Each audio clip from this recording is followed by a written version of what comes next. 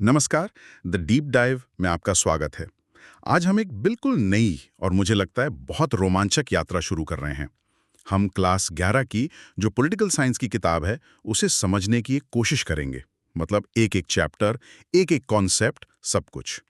हमारा मकसद सिर्फ आप कह सकते हैं परीक्षा की तैयारी करना नहीं है, बल्कि राजनीति के हर जरूरी पहलू को आसान बनाना है, दिलचस्प बनाना है। तो अगर आप हमारे साथ सीखने की इस यात्रा पर चलना चाहते हैं तो इस चैनल को सब्सक्राइब करना ना भूलें ताकि कोई भी चर्चा आपसे छूट ना जाए। तो चलिए शुरू करते हैं। आज की हमारी चर्चा का आधार है संविधान। किसी भी देश के लिए संविधान क्या होता है, इसकी जरूरत क्यों पड़ती है, और सबसे दिलचस्प बात, भारत का संविधान बना कैसे। बिल्कुल। और ये सवाल सुनने में बहुत बुनियादी लगता है ना कि संविधान क्या है, पर इसका जवाब बहुत गहरा है। सोचिए, एक इतना बड़ा देश, इतनी विविधता, अलग-अलग लोग, अलग-अलग मान्यताएं, इन सबको एक साथ जोड़ने वाली चीज क्या है? वो गोंद क्या है? वो है संविधान। ये कुछ ऐसे बुनियादी नियम देता है जिन पर समाज के ज्यादातर लोग सहमत हो सकें, ताकि उनमें एक आपसी विश्वास बना रहे, एक भरोसा बना रहे। भरोसे की नींव, ये बहुत अच्छा कहा आपने। लेकिन यहाँ एक और दिलचस्प बात लिखी है कि संविधान सरकार की शक्तियों पर भी अंकुश लगाता है। इसका क्या मतलब है? मतलब सरकार तो सबसे शक्तिशाली होती है ना? हाँ, यही तो संविधान का जादू है। इसका मतलब है कि संविधान ये तय करता है कि सरकार क्या कर सकती है और क्या नहीं। ये सरकार को असीमित शक्ति देने से रोकता है, एक तरह की लक्ष्मण रेखा खींच देता है। साथ ही ये नागरिकों को कुछ मौलिक अधिकार भी देता है और एक न्यायपूर्ण समाज की नींव रखता है। ये तय करता है कि देश में निर्णय लेने की शक्ति किसके पास होगी और सरकार बनेगी कैसे। और यहीं से कहानी और दिलचस्प हो जाती है। भारत का संविधान बनाने की ये पूरी प्रक्रिया, ये कोई एक दो दिन का काम तो था नहीं, इसमें सालों लगे। जी हाँ, सालों। इसकी मांग बहुत पहले से हो रही थी।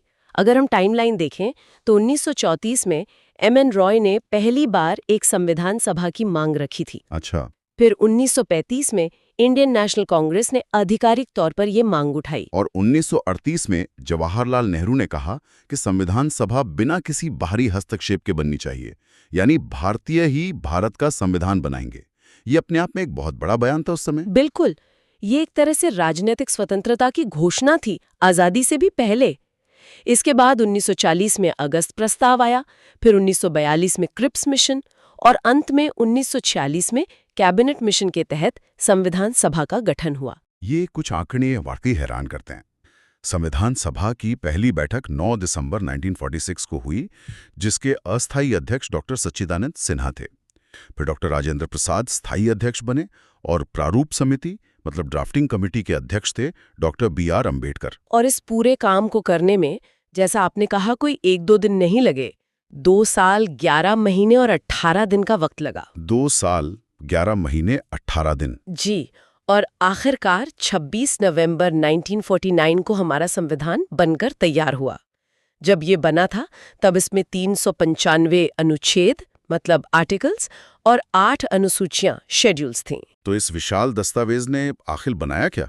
इसने भारत की सरकार का क्या ढांचा तैयार किया? यहाँ जो बात फैसिनेटिंग है वो ये कि इसने एक संघात्मक मतलब एक फेडरल व्यवस्था बनाई। फेडरल व्यवस्था? हाँ, इसका मतलब है दोहरी सरकार, एक केंद्र सरकार और दूसरी अलग-अलग राज्यों की अपनी सरकारें, और इन दोनों के बीच शक्तियों का साफ-साफ विभाजन किया गया है, सूचियों मतलब लिस्ट्स के जरिए। मतलब कौन किस विषय पर कानून बनाएगा ये पहले से तय है? हाँ, बिल्कुल। संघ सूची या यूनियन लिस्ट पर केंद्र सरकार कानून बनाती है। जैसे? जैसे देश की रक्षा, विदेश मामले, ये सब। ठीक है। फिर राज्य सूची पर राज्य सरकार कानून बनाती है। हाँ। और एक होती है समवर्ती सूची, कॉन्करेंट लिस्ट, जिस पर दोनों कानून बना सकते हैं।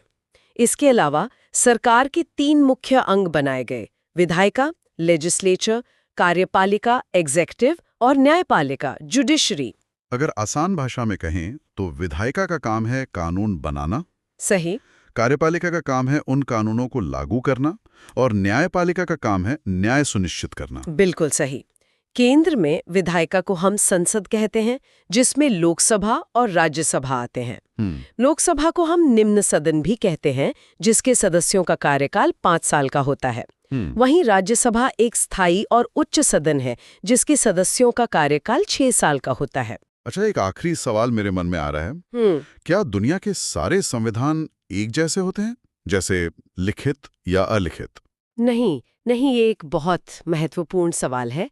संविधान लिखित हो सकते हैं, जैसे भारत और अमेरिका का है, जहां कानून एक दस्तावेज में साफ-साफ लिखे होते हैं, और अलिखित भी हो सकते हैं, जैसे इंग्लैंड का, जो परंपराओं पर ज्यादा आधारित है। अच्छा। इसी तरह सरकारें एकात्मक मतलब यूनिटरी हो सकती हैं, जहां सारी शक्ति केंद्र के पास हो, या फिर संघात्मक मतलब फेडरल, जैसा भारत में है, जहां शक्तियों का बंटवारा होता है। तो आज हमने ये समझा कि संविधान क्या है, ये क्यों जरूरी है, और भारत के संविधान बनने की जो ऐतिहासिक यात्रा थी वो क्या थी, और इसने हमारे देश के लिए सरकार का कैसा ढांचा तैयार किया। अगर हम इसे एक बड़े परिप्रेक्ष्य से जोड़कर देखें, तो ये संविधान ही हमारे देश का ऑपरेटिंग सिस्टम है। ऑपरेटिंग सिस्टम, ये अच्छा उदाहरण है। हाँ, इसे समझना एक जागरूक नागरिक होने की दिशा में पहला और सबसे जरूरी कदम है। बिल्कुल, और इसी के साथ हम आज की चर्चा को यहाँ रोकते हैं, लेकिन आपके सोचने के लिए एक सवाल छोड़ जाते हैं। हमारे संविधान को अक्सर एक जीवित दस्तावेज, एक लिविंग डॉक्यूमेंट कहा जाता है।